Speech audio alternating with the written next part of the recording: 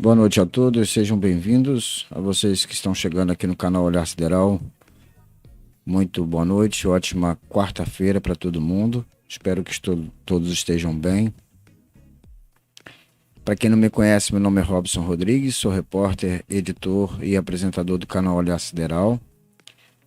Aos inscritos, o meu muito obrigado pela sua audiência. Para você que ainda não é inscrito e está chegando agora no nosso canal e está gostando da nossa programação, aqui no canal Olhar Sideral, considere então se inscrever, né, como forma de apoio ao nosso trabalho de divulgação aqui científico.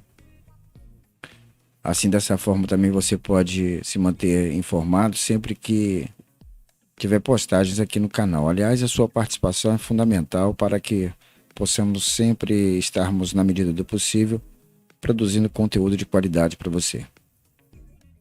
Bom, hoje a nossa live é referente ao lançamento da estação Crew Dragon 3. E hoje nós vamos fazer aqui um acompanhamento, uma cobertura sobre esse momento importante na exploração espacial. Exploração e também permanência do homem no espaço sideral.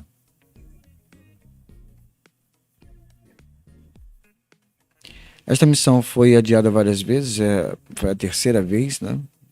E hoje é uma janela de oportunidade de lançamento.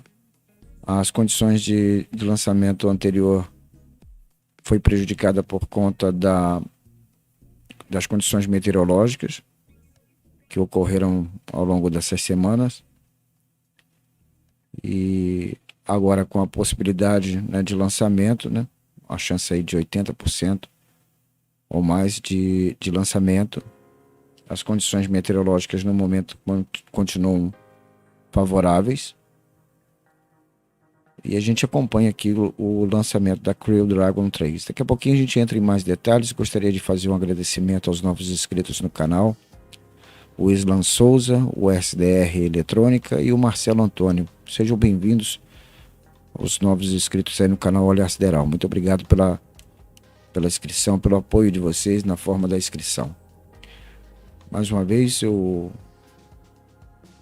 solicito aí as pessoas que se inscrevam, que participem aí no chat, não só o chat da live, mas também na descrição também dos vídeos. Quero agradecer a presença do Douglas Sola. Obrigado, Douglas, pela sua presença. Obrigado também ao Digo TV Clube e tantos outros que vão assistir logo mais esta transmissão.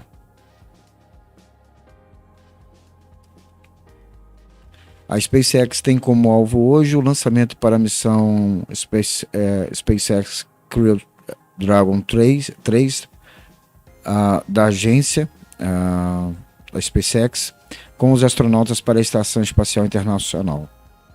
A ISS é a terceira missão da rotação da tripulação. Essa é a terceira rotação, com os astronautas na espaçonave Crew Dragon da SpaceX. E também o quarto voo com os astronautas, incluindo o voo teste da Demon 2, como parte do programa de tripulação comercial da Agência Espacial. O lançamento está previsto para as 21 horas e 3 minutos, horário da costa leste dos Estados Unidos, 23 horas e 23 minutos, horário de Brasília, de hoje, quarta-feira, 10 de novembro de 2021. O lançamento será num foguete SpaceX Falcon 9 do complexo do lançamento 39A, o famoso 39A, no Centro Espacial Kennedy na NASA, na Flórida.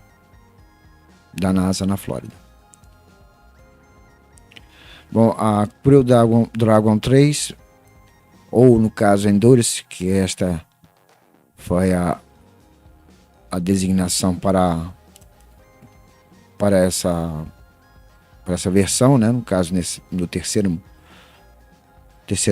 tipo, né, da nave, e foi nomeado como Endurance. Bom, ele está programado para atracar na Estação Espacial Internacional às 19 horas e 10 minutos, horário da costa leste dos Estados Unidos, na quinta-feira, 11 de novembro. Às 20 horas e 45 minutos, a abertura da escotilha. E às 21 horas e 20 minutos, a cerimônia de boas-vindas aos astronautas da Crew Dragon 3, ISS. As atividades de acoplamento serão transmitidas ao vivo na televisão da NASA, no aplicativo da NASA, no site da agência e aqui também no canal Olhar Sideral. O voo da Crew Dragon 3 levará os astronautas da NASA Raj Shari, comandante da missão, Tom Mashburn, piloto, e Kyla Barron, especialista em missões, bem como o astronauta Matthias Maurer, da NASA, da ESA, a Agência Espacial Europeia, que servirá como especialista em missões para a Estação Espacial para uma missão científica que durará 6 meses.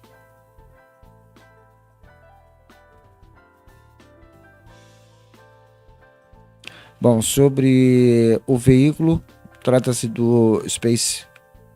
da SpaceX Falcon 9, o spacecraft, né? Que será anexado um SpaceX Crew Dragon. A altura do veículo é de 229,6 pés, cerca de 69 metros.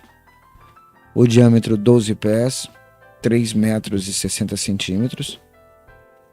O propelente é o LOX, é o oxigênio líquido. E querosene de grau de foguete, que é o RP-1. Propulsão, são 9 SpaceX Merlin, com 190 mil libras, né, cada.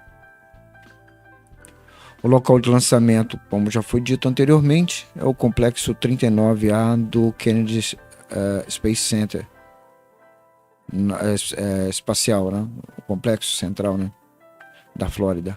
A altura é de 26,7 pés, cerca de 8,3 metros. O diâmetro é 13 pés, cerca de 3,9 metros. O volume, e aqui está em pés cúbicos, está em torno de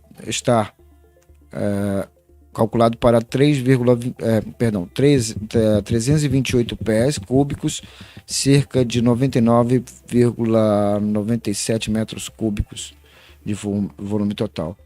Obrigado a presença aí do Digo TV. Tava travando, mas eu acho que agora tá normal, né? Obrigado aí pela informação. Voltou a travar? Bom, eu estou transmitindo aqui e não tem nenhuma perda de quadro. E eu também estou monitorando a transmissão. Aparentemente está tranquilo. Ok? Mas obrigado mesmo assim. Aliás, obrigado pela presença de vocês, ok? Do Diego, da galera aí.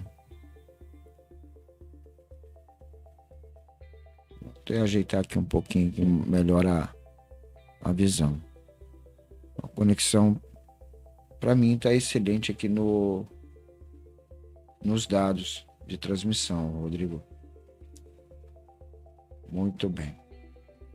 Bom, para vocês que estão chegando agora na live, muito obrigado. Meu nome é Robson Rodrigues, sou repórter, editor e apresentador aqui do canal Olhar Sideral. Estamos na cobertura do lançamento de mais um lançamento da SpaceX, cumprindo aí mais uma tarefa de trabalho de lançamento, né, de carga, trabalho comercial, de uma parceria comercial entre a SpaceX, a NASA e a SpaceX.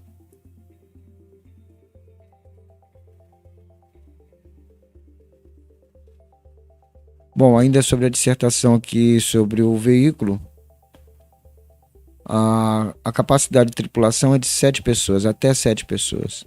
A forma de retorno à base em splashdown, no retorno de água, supervisionado sobre a Aeronáutica Nacional e a Administração Espacial, né, a cargo dessas entidades locais. A missão Crew Dragon 3 vai voar em uma nova nave Crew Dragon e vai ser a primeira missão a voar em um cone de nariz usado anteriormente. É tradição para a tripulação, voando em uma nova cápsula, nomeá-la. Então, os astronautas escolheram o nome Resistência. É uma homenagem à tenacidade do espírito humano, enquanto nós, né, no caso, vai ao longe do que nunca com as oportunidades comerciais aqui na Terra. E também da órbita baixa e planejar também ir à Lua e a Marte. Então a tripulação 3 está programada para uma estadia de longa duração a bordo da Estação Espacial Internacional, passando vários meses conduzindo ciência e manutenção antes do retorno dos 4 astronautas à Terra na primavera de 2022. O Falcon 9 lançará o Dragon do histórico do icônico Complexo 39A e vai acelerar a uma velocidade orbital de 15.500 milhas por hora, cerca de 28.163 quilômetros por hora, antes da separação da espaçonave e o encontro e a docagem com a Estação Espacial Internacional. O Falcon 9, que será usado para lançar esta missão, voou anteriormente na missão 22, na missão comercial 22 de reabastecimento da SpaceX para a estação em junho de 2021. Bom, galera, para vocês que estão aí nos assistindo, muito obrigado pela audiência. Logo depois, também nesse vídeo, se puder, deixe o seu like, compartilhe com os amigos. Acompanhe então agora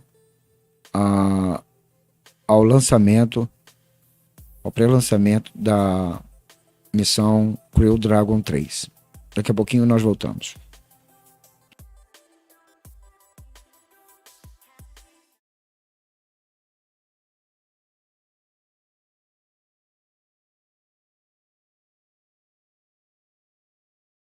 Right now, Falcon 9 on the pad, crew access arm alongside the Dragon capsule. Earlier you saw the vehicle assembly building during that previous interview. The Falcon and Dragon launch team, as well as key members of NASA, are in the Launch Control Center, which is just adjacent to the vehicle assembly building. And as you saw earlier, if you were with us, they've got a view straight towards pad 39A through the large windows of Firing Room 4. Now, going back to the current screen view, you can see the crew access arm. That arm, once we finish the readiness poll and instructions to the crew, or instructions to the launch team. Attention on countdown net. And here it the comes. Poll is complete, and teams have pulled go for propellant load and launch.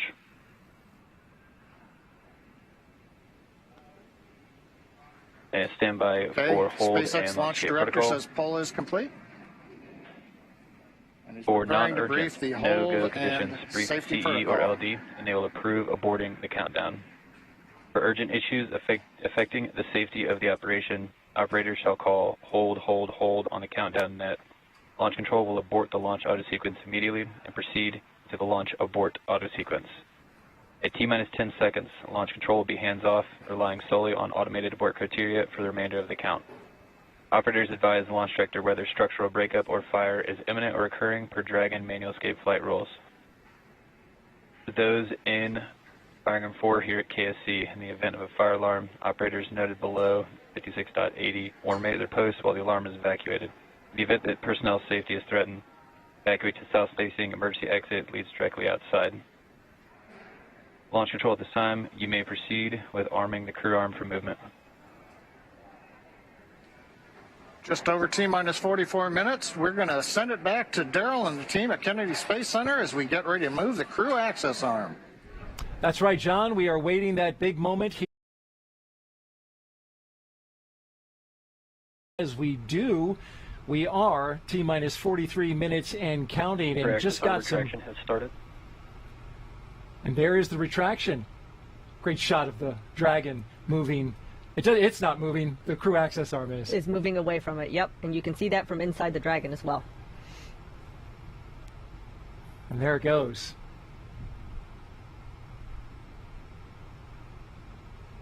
When you're in the capsule, can you see that? You can. You have windows that are at pretty much your foot level, and you can see a little bit out. So you do see that moving away, and once it's gone, you know it's just you and the rocket. There's the camera pointed directly at Dragon. Great view there. You can see the strong back at the top. Oh, that is a fantastic view.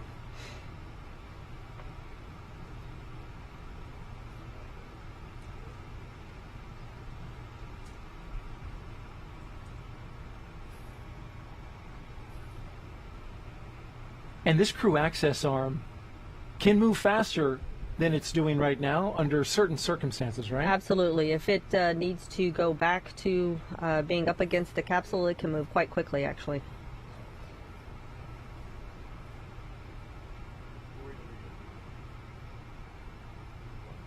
It was just not too long ago, about an hour ago, that we saw the astronauts walking down that very crew access arm. Now it is rotating away from the rocket. Just one more step closer to launch. An important milestone. Absolutely. I'm enjoying just watching the various parts of the launch pad go by Yes. as we look out that. Yeah, you don't that moving often arm. get that view, so No. it is, might as well soak it in while we've got it. There's nobody inside that arm. There's nobody on the pad. The only people who are there are the 4 astronauts inside that SpaceX Dragon capsule. You can see the water deluge system to the left, out the opening there to the white room. Crew access arm retraction complete. And we just heard the call out that the crew access arm has completed its retraction away from the rocket. And so up next, Dragon SpaceX, you are go We for wanna do a Section little- 7 of 4.100. Close visors and arm the launch escape system.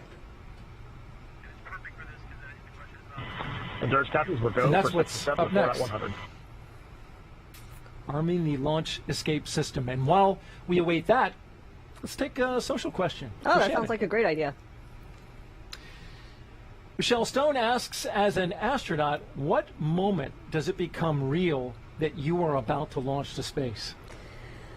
You know, Michelle, it is right about now. So you know everything else has happened according to plan, and this is really the final bit before you launch into space. So anything had gone wrong previously, the access arm was there, and you could just exit the capsule. Now it's just you and the rocket. Closed. We're arming the launch escape system. And arming the launch escape system, as we just heard that call, is a major milestone.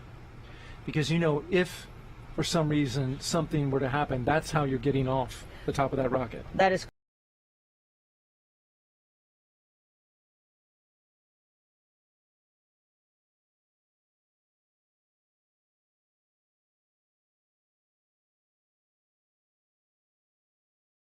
we actually experienced. Let's take over another in question Russia now. when we were flying on Soyuz. Shannon, you've been we doing sort so of well with these combined it. questions. I love answering questions. A lot of them, Oh, as you've seen excellent. earlier, Here's involves, another one. the crew Are there sticking their stick. pre-launch rituals and activities that the crew go through before launch?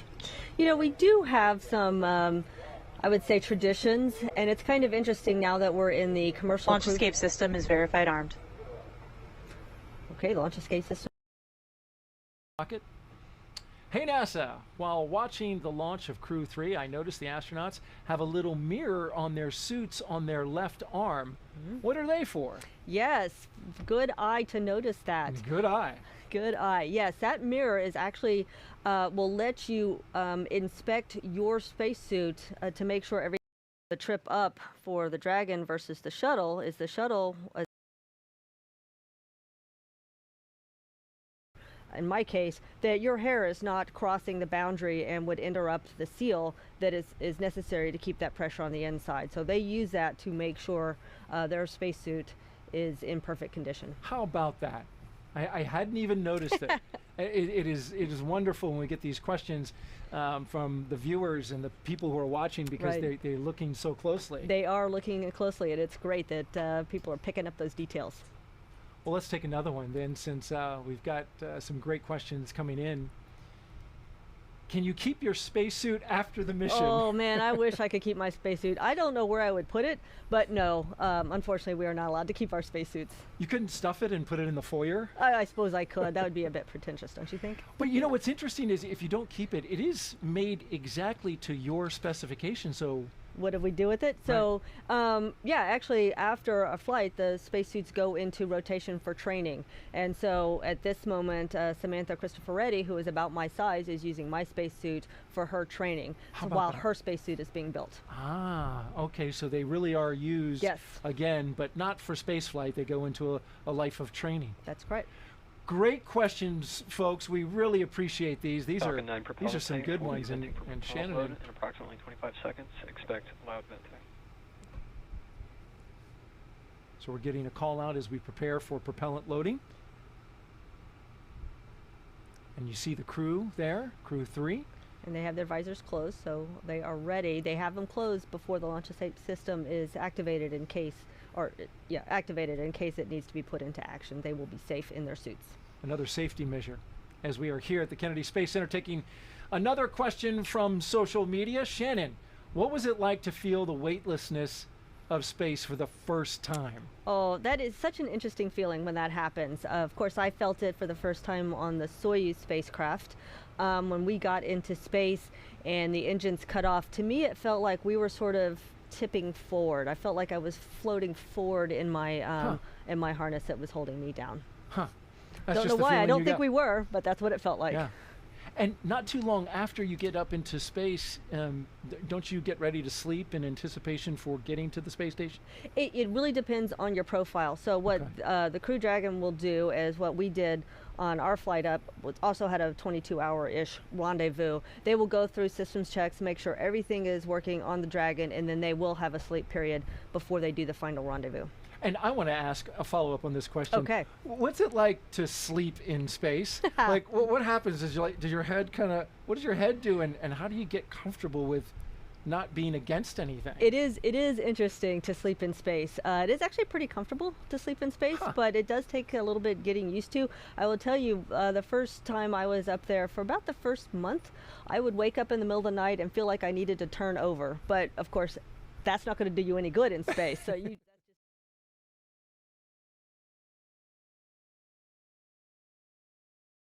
be part of the space industry, and we have a lot of work to do to meet those goals, namely aboard the International Space Station. And that work continues with today's Crew 3 mission. So again, the team inside of Dragon right now, Crew 3, has been running through some of those final procedures. Next up is our comms check. We'll hear those come over on the live broadcast right here. You'll hear them as well. There will be several that the crew will run through. Right before we came back on, we saw the crew giving the closeout team some fist bumps and some high fives before they departed and went outside. You can see them on your screen right now, strapped in, ready to go in their seats. Again, up until this point, they've been able to... Back live inside the Dragon capsule as the crew goes through their various communication checks and suit checks. As they prepare to have the hatch closed. Awaiting that hatch closure. And by the way, if you would like to ask us a question, and by us, I mean Shannon, just pop on over to Twitter and use the hashtag AskNASA. That will send us the question. We'd love to have them. Shannon has been answering them throughout the show and doing a great job with it. We really appreciate her being here. And you've had some good questions as well. That propellant is now flowing. Even The patch, which I know you're big into your crew patch. Jen. Of course. I like our crew patch. I think it's pretty good looking. It's hard to deny. I love the blue. I love the dragon. But the Crew 3 patch is pretty cool as well. The logo was designed for this mission by the astronauts themselves, just as you did, Shannon. They say that the capsule flies upward while the flames below honor the thousands of workers who worked on Crew 3. The number 3 is prominent in the shape of the exhaust below and is next to a dragon. And the highlighted stars represent Crew 3, as you can see there, and the 4 red planets, they represent humanity's dream to explore Mars. A beautiful patch there. Oh, it is a lovely patch. It is very well crafted. You work with the artist that puts it together? Yes, so each crew can either design it themselves or they have a choice to work with an artist. And so the crews are trying to take elements of what they feel really represents their flight and put it into a patch. And I imagine, has anybody drawn one themselves? Oh, sure. Oh, how about that? Especially the artist, Nicole Stott, former shuttle astronaut. Yes. She's an artist. She's definitely an artist. I love her work.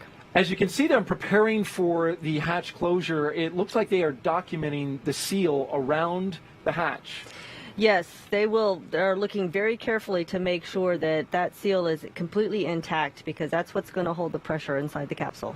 You don't want any foreign object debris, what we know here at NASA as FOD. As FOD, right. Which is anything that's not supposed to be there? Anything that's not supposed to be there. And it can be, they're looking for really tiny things. Something as small as a human hair will cause that seal to not operate properly.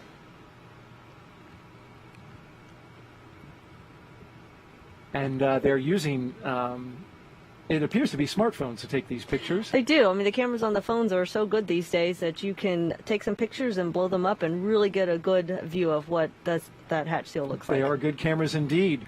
Flying just before the last flight of the Crew Dragon, I should say, was the crew from Inspiration 4. And our NASA social team was putting together our page for this launch from the Kennedy Space Center. And they, as you can see, the hatch being closed right there.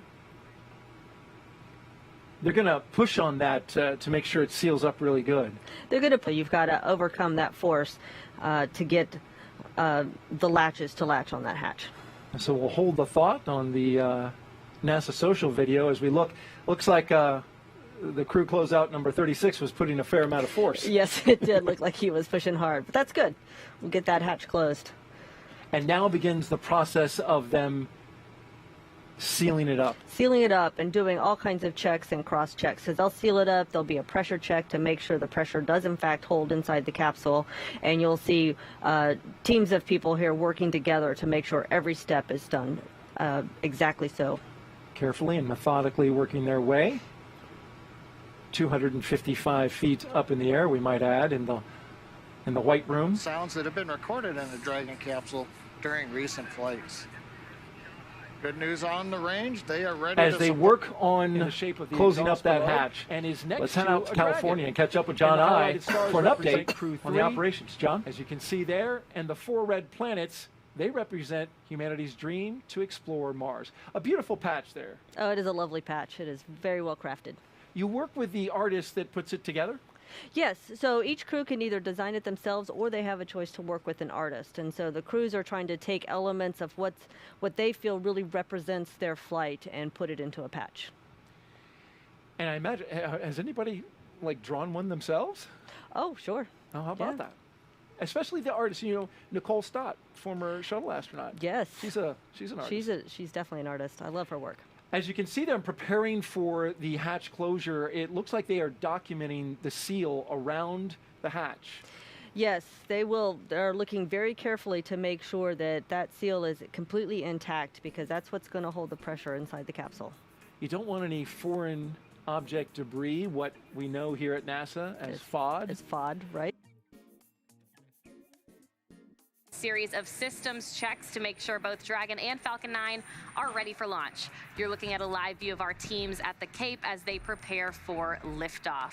As we wait for the launch clock to hit 0, we wanted to give you an overview of what the ascent portion of the mission will look like.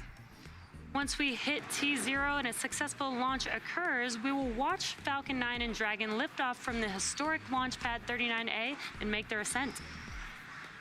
At about 50 seconds into flight, Falcon 9. Want any foreign object debris, what we know here at NASA as FOD. As FOD, right? Which is anything that's not supposed to be there? Anything that's not supposed to be there. And it can be, they're looking for really tiny things. Something as small as a human hair will cause that seal to not operate properly. 2.5 minutes into flight, we have a series of 3 events that will happen in rapid succession. First is MECO, or main engine cutoff. This is where all 9 Merlin 1D engines shut off in preparation for stage separation, which is our second event. This is where the first stage detaches from the second stage, with the first stage making its way back to the Earth for landing as the second stage continues on its journey with the third event. SES-1, or second stage engine start number 1, is where the MVAC engine lights up and propels the second stage, along with our Crew 3 astronauts, into orbit. As Stage 2 heads towards its targeted drop-off orbit, Stage 1 will execute 2 burns in order to make its way back to Earth. The first is the entry burn, where 3 of the 9 M1D engines will reignite and then shut down. Now, this helps to slow the stage down in preparation for entry back into the Earth's atmosphere. While the first stage is heading back to Earth, the second stage will cut off its 1 Merlin engine that was ignited right after stage separation. Once that happens, we will wait for confirmation of a good orbital insertion. About 90 seconds after Dragon gets into orbit, Falcon 9 will land back on Earth. The landing burn is just a single engine burn, but it's powerful enough to bring the vehicle's speed down rapidly in order to land on the drone ship at about 9.5 minutes into the mission. And while Falcon 9 first stage is landing, Dragon is preparing to separate from the second stage. At about 3 minutes after the second stage gets into orbit, we should have a great view of Dragon with its 4-person crew drifting away from the second stage. Once Dragon is a short distance away, it will begin checking out its Draco maneuvering thrusters to make sure Dragon continues to increase separation distance from the second stage. It's worth noting that these are not the Super Draco engines that would be used during an abort scenario. About 40 seconds after separation, Dragon's nose cone deploy sequence will begin. It will take roughly 4 minutes for the nose cone hooks to unlatch and open, exposing its guidance navigation controls, or what we call GNC, that will help the Dragon autonomously fly to the space station. And lastly, once the nose cone is deployed, the remaining Draco thrusters on the forward bulkhead will be checked. From there, over the next 22 hours, Dragon will be in its rendezvous and approach phases, undergoing a number of phasing burns as it makes its way to the International Space Station. All that will be coming up soon, but for now, let's check back in with Sandra in Mission Control Houston. Sandra. Thanks, Courtney. The space station team here in Houston is focused, and the critical systems on the station continue to function normally. The teams have verified the command path from the ground up through our constellation of communication satellites to the space station. Everything is nominal, and the station will be ready to receive Dragon tomorrow.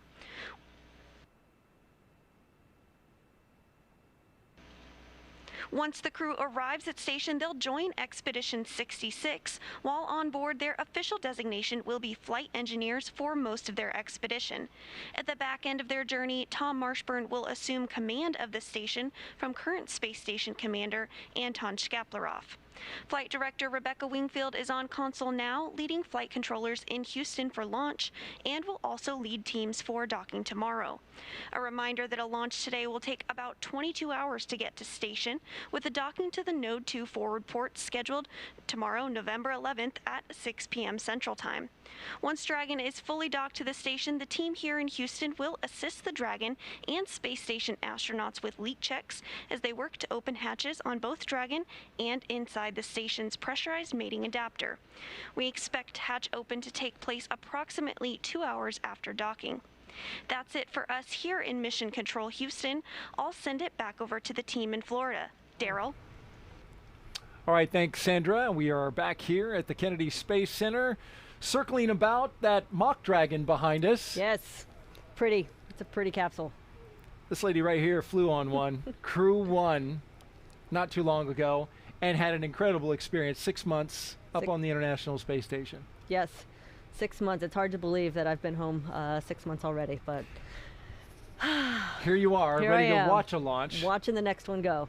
T-minus 23 minutes and counting. And if you're just joining us, we are ready for the third astronaut rotational flight and mission to the International Space Station under NASA's Commercial Crew Program. Commander Raja Chari, pilot Tom Marshburn, and mission specialist Kayla Barron.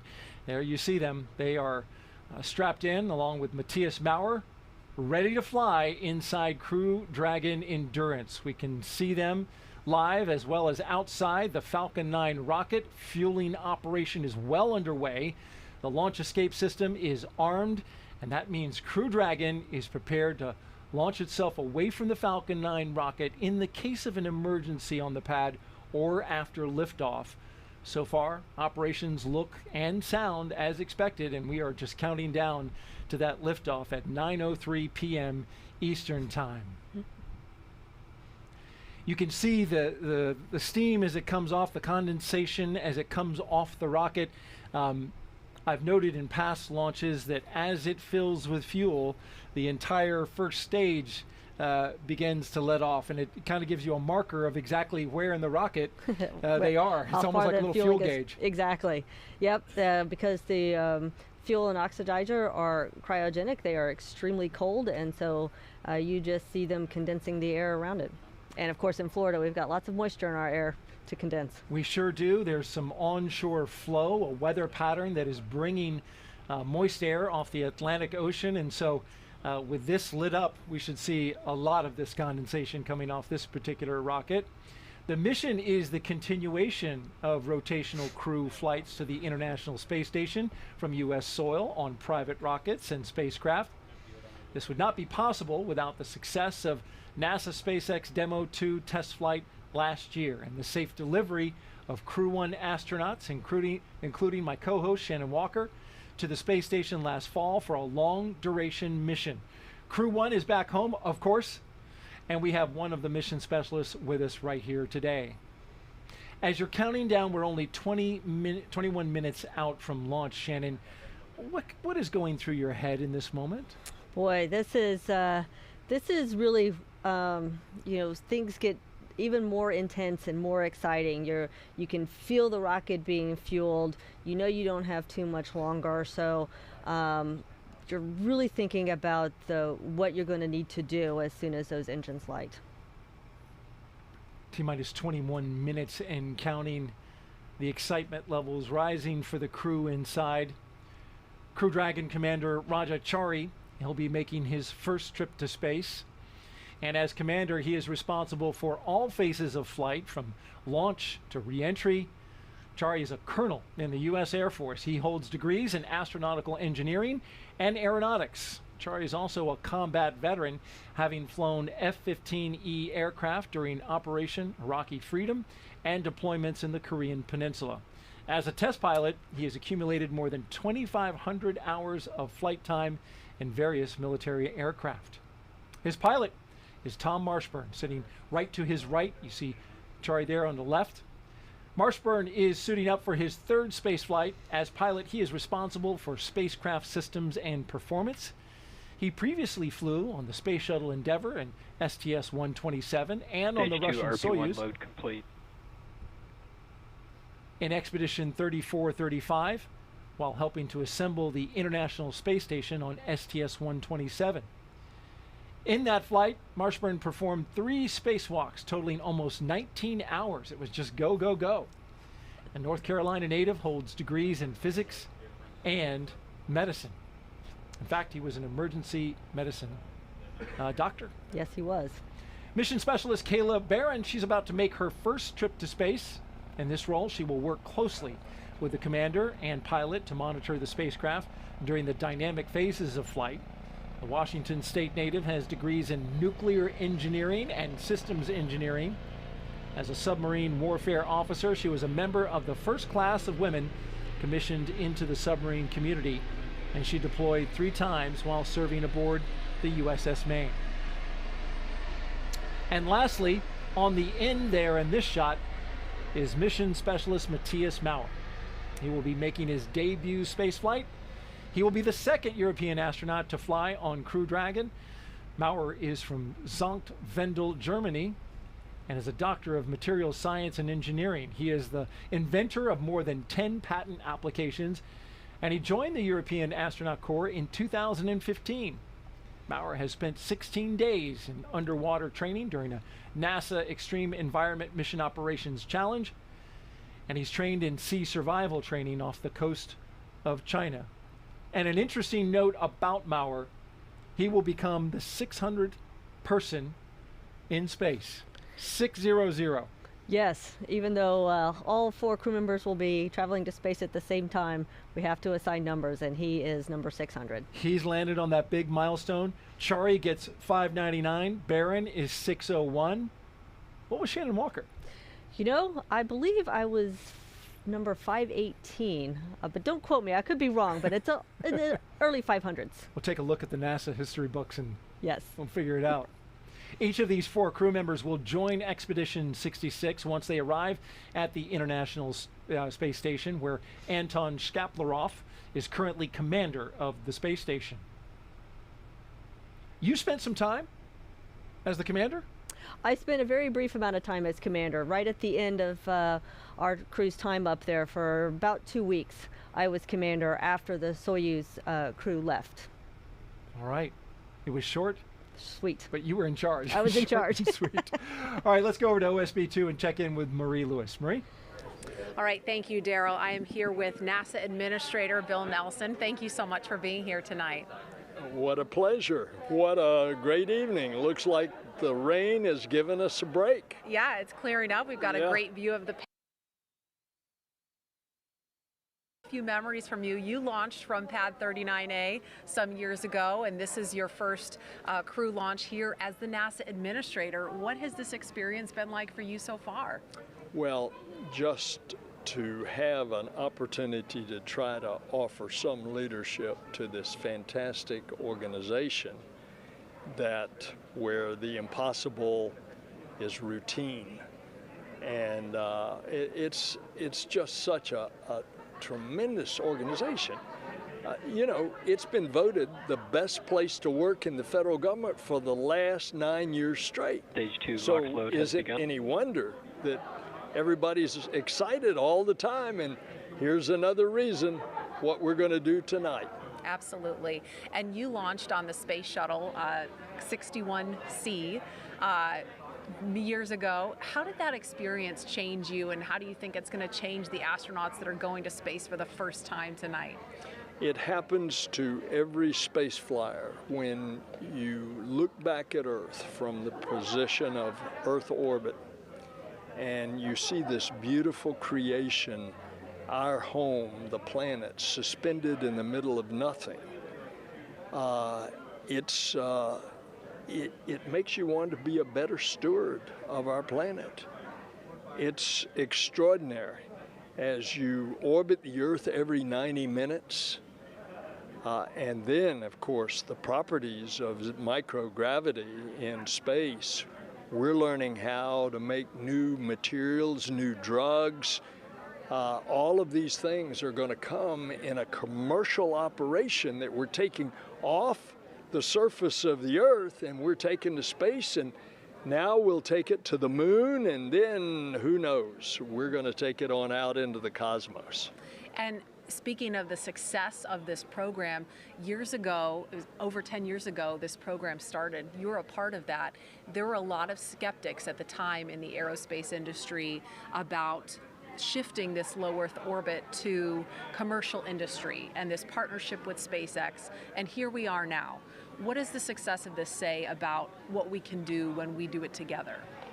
And still, today, people have difficulty making that transition, but the proof's in the pudding. And the pudding is out there on Launch Pad 39A right now. A commercial operation with considerable NASA help and oversight, because when it comes to the safety of our astronauts, NASA's going to be all over it. There's the proof. A very successful commercial operation. NASA Administrator Bill Nelson, thank you so much for your time. Daryl, we'll send it back to you. All right, thank you, Marie and Administrator Nelson. Some good words there about our future exploration plans. Want to remind you, if you listen on radio, you can catch the frequencies for our local radio. If you're in the area watching out at one of the locations, you can check it out on local amateur VHF radio frequency 146.940 and UHF radio frequency 444.925. You can see it on your screen there. So if you need to step away from whatever you're viewing it on, be it your laptop, your tablet, you turn on your portable radio and you'll be able to listen in.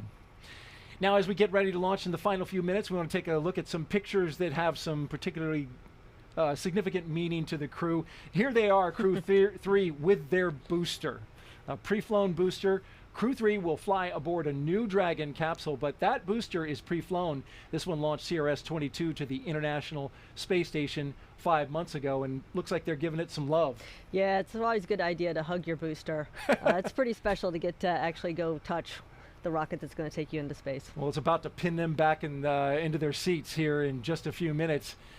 At the time of launch, 9:03 p.m. Eastern, the space station will be flying 258 miles over the North Atlantic, about east of Newfoundland. You can see here the track of the International Space Station, and then from that moment, it will be catching up to the International Space Station once it leaves the coast of Florida. And with T-minus 12 minutes and 30 seconds until liftoff, we want to focus now on the pad as we proceed through the final stretch of the countdown. We'll turn it over to Hawthorne to take us through the launch and ascent. John? Thanks, Daryl. It's just over 12 minutes, and everything is still looking good for launch of Falcon 9 and Dragon. Falcon 9 did begin propellant loading on time at T-minus 35 minutes.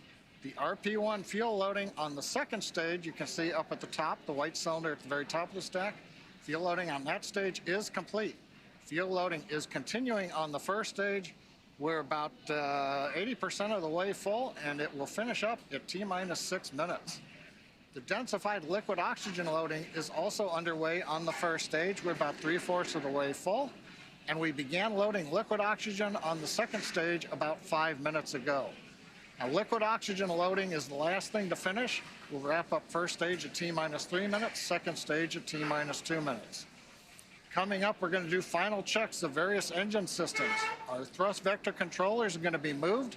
We call them TVC wiggles, where we move the engines back and forth slightly. We'll also be moving throttle valves on the engines to make sure that they are responding to commands from the ground in preparation for flight. The Dragon mission director has reported their team is working no issues. We're going to hear from Dragon in about a minute here on the countdown. Their comm checks are complete. You can see the access arm is retracted. The launch escape system is armed. Crew is strapped in and they're ready to go. They'll get their final instructions at T-minus 10 minutes. They'll be told to configure their displays for launch, and that setup will give the crew insight into how the launch is proceeding and provide them constant updates on vehicle health. At T-minus 5 minutes, we'll be in terminal count, and Dragon will go to internal power, and we'll hear continued call-outs on the countdown net as we get closer to liftoff. And finally, easy to say, range is go, weather is go. So right now, Courtney, we're coming up on T-minus 10 minutes. One of the things that we'll hear on Dragon flights that we don't hear on other ones is the abort call-outs during the countdown. Can you enlighten us a little bit on what goes on with that? Yeah, John, great to hear that everything is going well. We're continuing to track that Dragon and Falcon 9 are ready for launch. But just in case anything were to happen, Dragon is fully prepared to initiate an abort. Upon liftoff, you'll be hearing number and letter combinations on Dragon's trip uphill, which will mark different abort zones throughout the flight, the numbers signifying the stage of flight and the letter as the abort Dragon zone. SpaceX, The confirm first crew displays are configured for launch. Copy. Endurance displays are configured for launch. And copy that. Crew 3, we are honored to have you at the controls today as the first crew to fly aboard Dragon Endurance. We wish you a great mission, feel glück, Godspeed, and enjoy the ride. Thanks, Sarah. And sometimes when you try to fly on Halloween, you get a trick instead of a treat. But how honored and appropriate to get to fly Endurance on Veterans Day. We're proud and honored to represent the SpaceX and NASA teams as we head to the ISS to live and work on groundbreaking science for the next 6 months. And there we have it, some final words from the crew aboard Dragon, and a good luck from the Corps here on the ground to the crew. John, with everything still looking good, that next milestone of engine chill is coming up next. That's right. The next major event that we have is T-minus 7 minutes. It's what we call the engine chill event. The big thing that happens there is we open the pre-valves that feed the Merlin 1D engines. So super chilled liquid oxygen will be trickling through the inlet to the Merlin turbo pumps, and that'll help chill those turbo pumps down before we hit them with the full flow of liquid oxygen during the ignition sequence in the last 3 seconds before T0. So what we'll hear is a call out says stage 1 engine chill has started. We'll be monitoring all 9 engines to make sure the aux fuel pre-valves are all open. We're also chilling down second stage engine as we get ready for launch. And you'll hear an additional chill down of the second stage called out once we get into flight, a little bit before 2 minutes into flight, when we'll do a final chill of the upper stage engine turbo pumps. And if you might be able to hear behind me here in Hawthorne, a lot of energy. Folks are gathered around Mission Control Center, watching on the big monitors as we get ready for launch in just over 7 minutes and 40 seconds.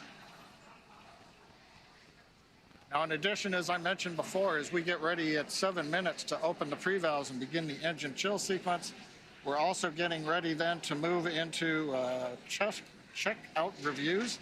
The fuel trim valves are being cycled. Make sure that those are working. We use that to throttle the amount of propellant going through the first stage down to the engines as we go through flight.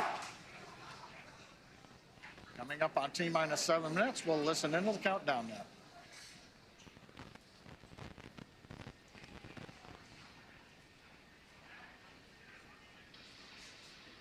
Stage 1 engine chill has begun.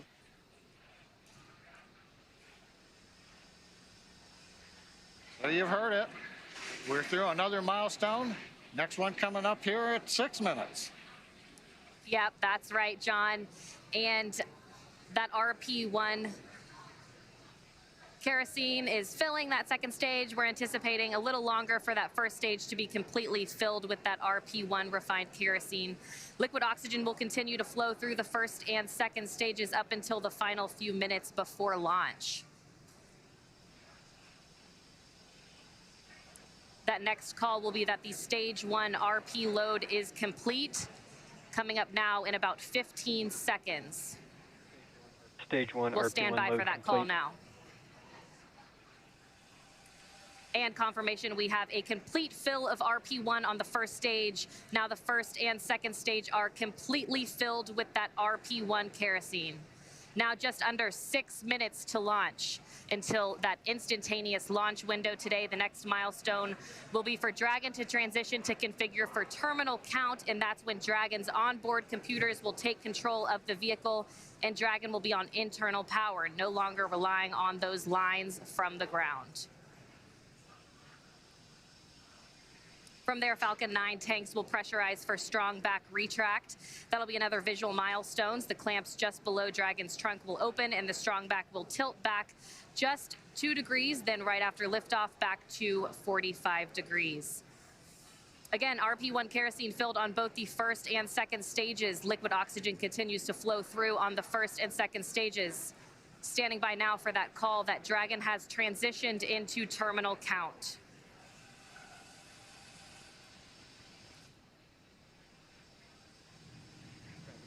Dragon isn't configured for terminal count. Falcon 9 propellant tanks are pressurizing for strong back retract. All right, John, some good calls. Dragon is now on internal power, and Falcon 9 propellant tanks are pressurizing for strong back retract. Yes, thanks, Courtney. What we're waiting to hear now is the call out for strong back is retracting. This will be a 2-step process. First, we'll spend about half a minute opening up the arms that clamp around the second stage. And there's the call out. The sequence has begun. So we'll slowly open up the arms around the second stage. We might get a view if we've got a close-up of the camera. Then once the arms are open, the strong back alongside Falcon 9 will retract about 2 degrees away from the rocket. It'll stay there all the way through liftoff, and then as Courtney mentioned, at liftoff, hydraulics will then pull it down to about a 45-degree position above ground, and that'll give us the final clearance. It's that strong back right now that is providing the liquids, the gas connections, the electrical connections to the launch vehicle, especially the second stage.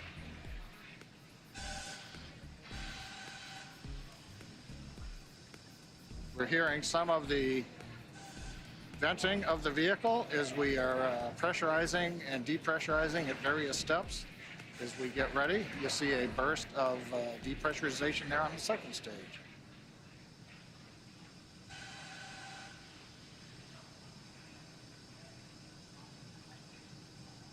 That's right, John. We're also anxiously awaiting the stage 1 liquid oxygen is complete on the first stage. You should hear that call coming up here shortly.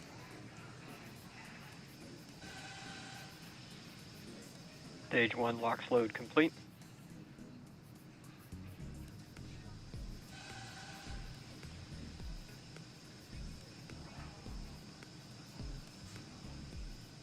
And confirmation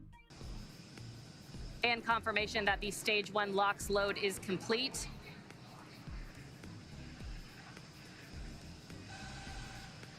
Right now, LOX is going to continue loading on second stage. That'll wrap up at T-minus 2 minutes. Dragon's gone internal power. Now again, at T-minus 2 minutes, we'll finish liquid oxygen loading. And then a typical event, we will drain the propellant lines that go along the strong back, and we'll typically get a large cloud of condensation at about 90 seconds before launch as we see the propellants come back down off of the strong back to prepare for liftoff.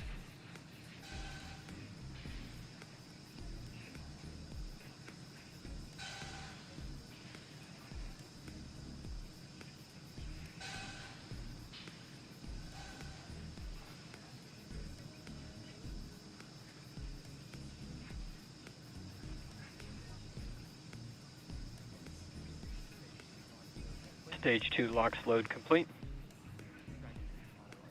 Dragon is in auto idle. All right, Falcon 9.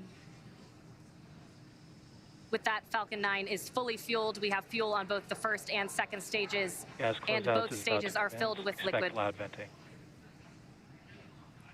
Filled with liquid oxygen. Dragon is also in auto idle. The flight computers on board Dragon maintaining their calculations, standing by for the T-0 mark. That next call out will be that Dragon is in countdown. Standing by now for that call.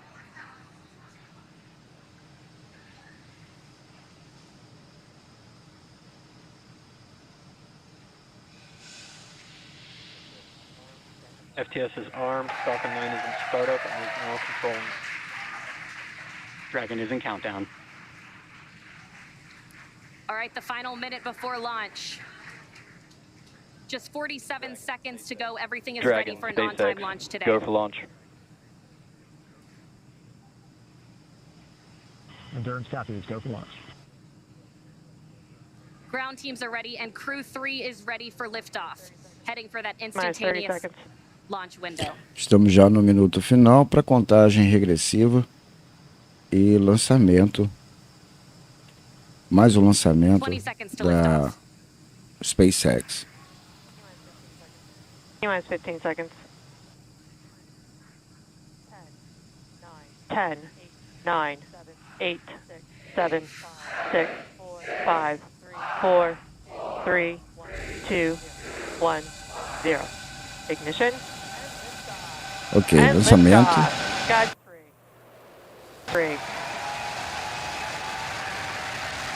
Perfeito.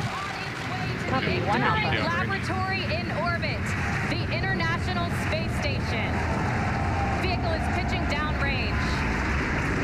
Stage 1 propulsion is nominal. And that's the call we want to hear. Good performance on that first stage so far. Com essa imagem maravilhosa. Estamos aí começando mais um lançamento da SpaceX em parceria com a NASA. Power and telemetry nominal. Stage 1 throttle down. And we're into the throttle bucket. lag aí de transmissão, obviamente, muita interferência, mas estamos aí acompanhando aí de forma, na medida do possível, o lançamento da Crew Dragon 3 com Falcon 9 de protagonista mais uma vez nesse belo lançamento. Next Kill já ultrapassado na primeira etapa, altitude 150, 15 quilômetros, com 1 minuto e 30 segundos já de lançamento.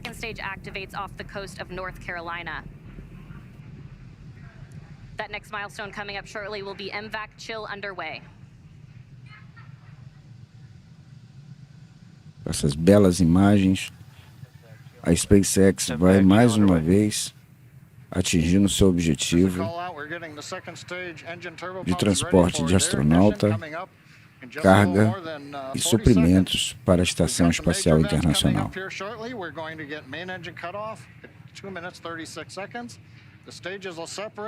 Then the second stage will ignite, carrying Dragon on its way into low Earth orbit. Everything continues to look good. Aí já podemos acompanhar a trajetória, os primeiros momentos aí de trajetória.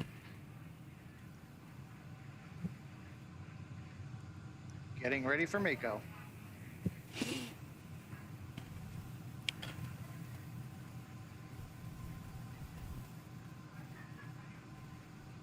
Já se preparando aí para desacoplar o primeiro estágio de lançamento. Desacoplagem perfeita. Ignição. Já disparado aí já o segundo estágio. Em operação para alcançar já a primeira queima. Segundo estágio retornando com sucesso.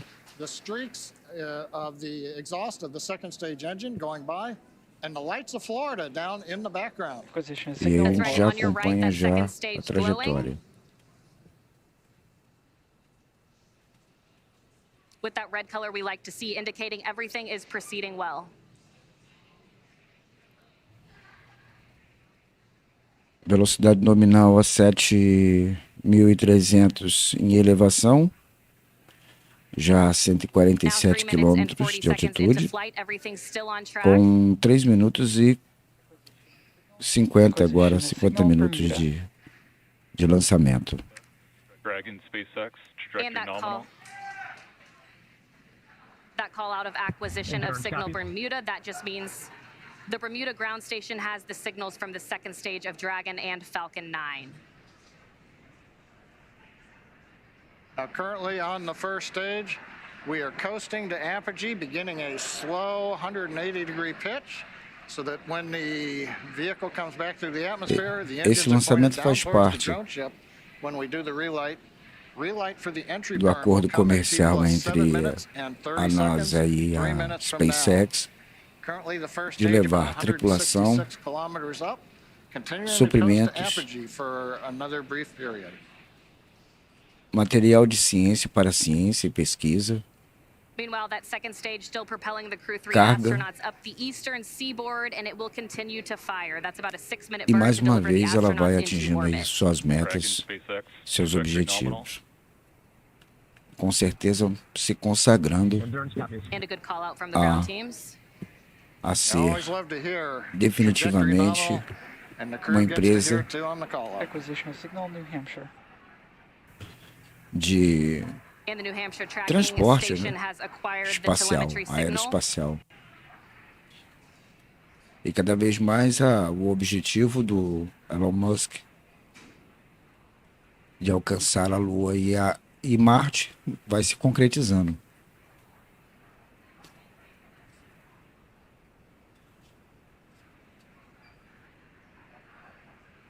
Five minutes and 30 seconds into flight today, everything is still proceeding nominal. And Courtney, right now on the second stage, Com a velocidade em elevação na primeira queima, no segundo estágio, chegando a 12 mil quilômetros por hora e estabilizado na altitude de 201 quilômetros. Vemos aí a tripulação tranquilamente, sentado, né, aos seus cockpits, né, suas cadeiras, os seus assentos, acomodados ali, vestidos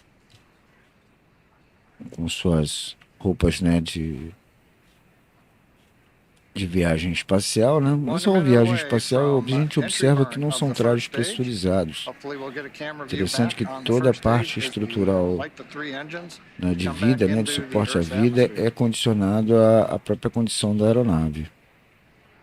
É a aeronave, por sua vez, que mantém toda a pressão atmosférica necessária para que os astronautas possam chegar seguros à Estação Espacial Internacional. Esse é um novo traje desenvolvido pela SpaceX que dá mais mobilidade, conforto, mobilidade aos tripulantes da Crew Dragon.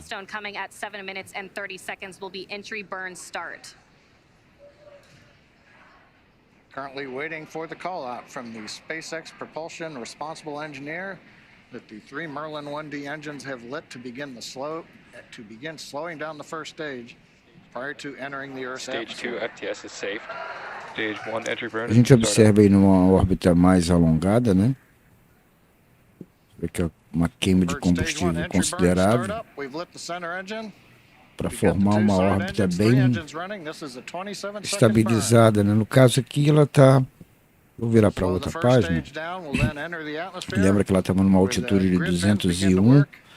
Ela desceu para 196 km de altitude e a velocidade está aumentando consideravelmente, ou seja, esse é o momento em que eles estão fazendo a queima para a manobra orbital. Essa já é a manobra orbital, olha, para dar justamente a circunferência, eles entrarem em órbita. Muito interessante isso. A velocidade desenvolvida, olha, a velocidade elevando a 23.200 e vai embora. 23 mil quilômetros. O objetivo é 28 mil e alguma coisa, 28.900. E a altitude está se mantendo em 197 quilômetros. Então, uma órbita baixa inicial, né? 197 quilômetros. Para depois fazerem outras queimas para atingirem a altitude da Estação Espacial Internacional. Pronto, órbita estabelecida. Pronto, órbita estabelecida. Primeira queima feita a 197 quilômetros. Deixa eu passar para cá. 197 quilômetros a 27.013 quilômetros por hora. Segundo estágio já chegando. Segundo estágio até que fez uma descida tranquila, né? Mas fez um passeio maior, né? Digamos assim. Vamos para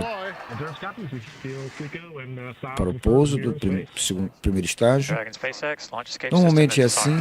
Isso é natural que ocorra, né, diante a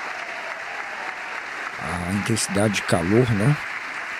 No momento em que o primeiro estágio do Falcon 9 pousa sobre a balsa robô lá. Sonda, né? Na verdade é uma sonda. Muito bem, tá aí, feito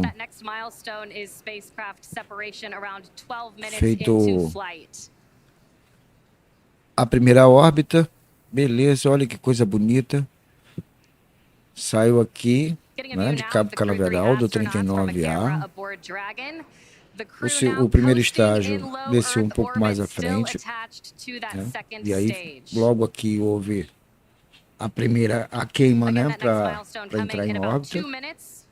chegando a 201, depois estabilizando em 198, 199. Agora continua dando uma pequena elevação aos ajustes, né, finais para a próxima queima. Vai haver uma outra queima aí para eles chegarem à altitude de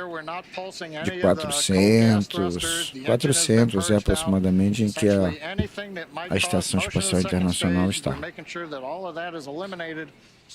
Então tá aí, missão, primeira parte cumprida, e com certeza a conclusão dela será efetiva, porque a SpaceX com certeza vem se consagrando a melhor, né, dentre tantas outras que existem, né? Inclusive empresas tradicionais, empresas antigas como a Boeing e tantas outras.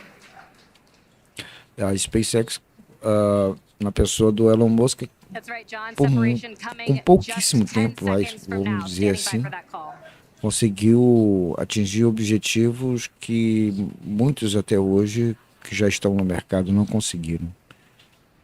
Então, de uma forma surpreendente, isso deixa a gente muito curioso, né? Satisfeito e, por que não dizer, uma certa inveja, né? Um certo, poxa, não poderia ser assim?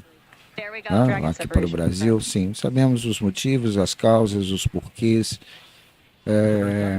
sabemos também o que está sendo feito, a mudança, né, que está ocorrendo no momento, e por conta disso a gente cria também expectativas, né, como pessoa, né, como cidadão, como profissional e divulgador também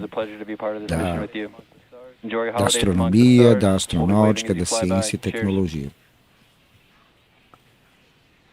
Essas imagens lindas aí da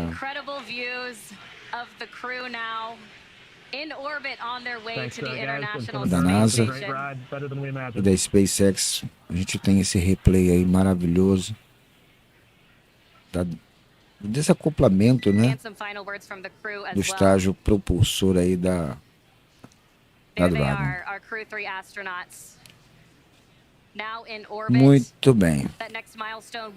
Bom, câmera já estabilizada, já estamos vendo aí os 4 astronautas.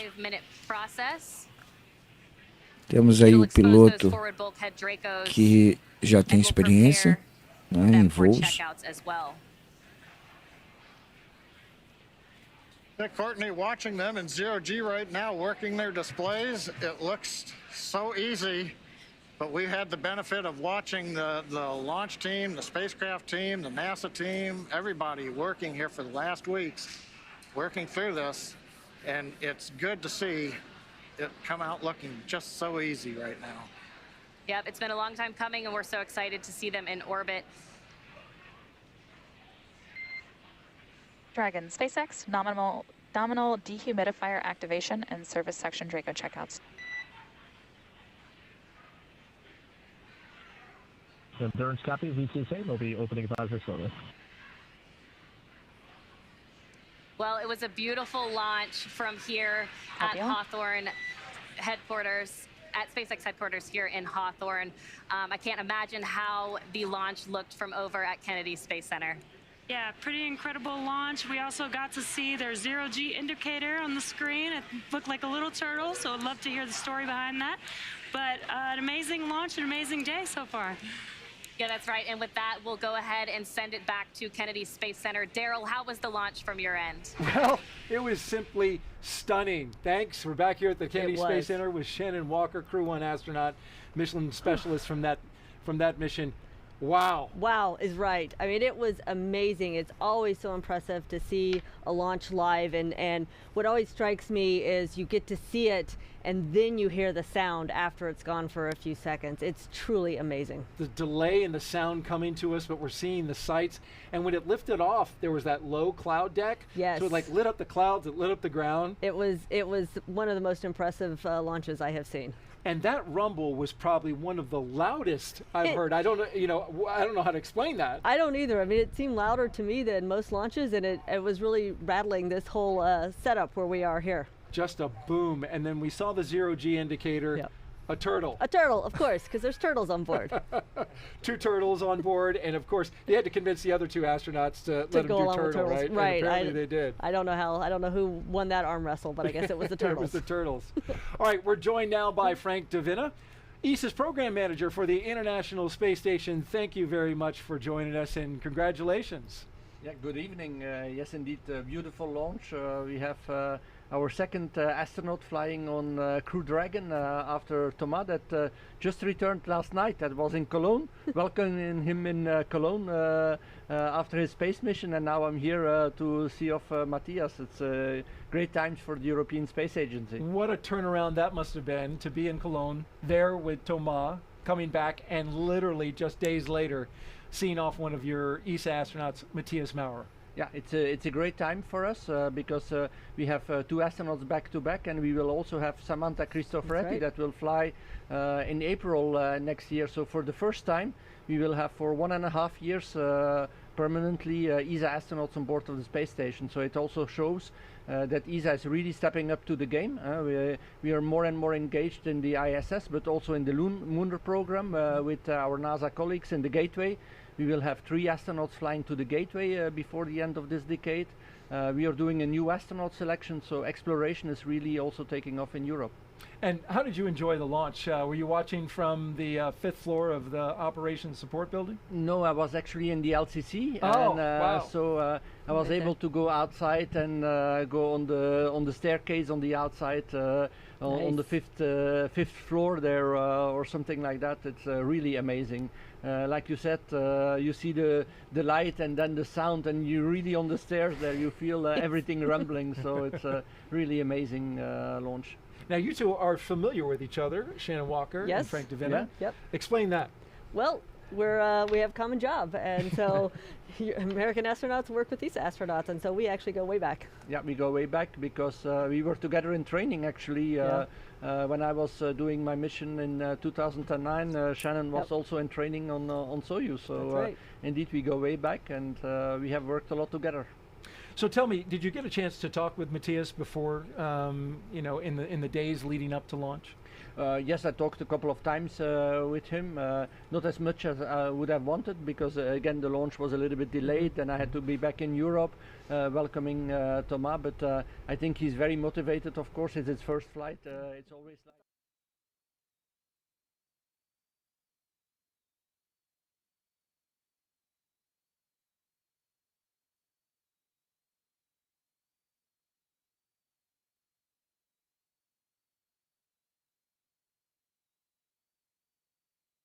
Acquisition of signal, O'Kinger.